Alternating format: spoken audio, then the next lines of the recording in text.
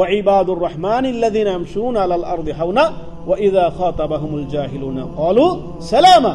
তারাই হচ্ছে রহমানের প্রকৃত বান্দা, খাঁটি বান্দা, যারা জমিনে নম্রভাবে চলাফেরা করে, দাম্ভিকতার সাথে নয়, অহংকারের সাথে নয়।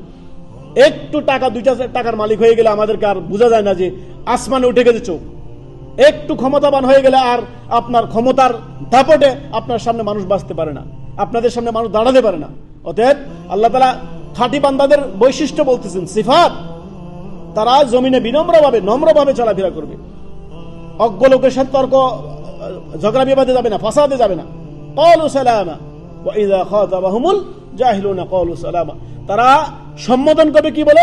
ক্বালু সালামা, যে আমি তর্ক বিতর্কে যাচ্ছি না আপনার সাথে। ক্বালু সালামা, অর্থাৎ ওইখান থেকে দ্রুতই আপনি প্রস্থান করুন। কোন অজ্ঞ লোকের সাথে যত তর্ক করবেন, তর্ক তত বাড়বে। এত করে আপনি 10টা বলবেন, সে 50টা আপনাকে শুনিয়ে দিবে, আপনি 50টা বলবেন।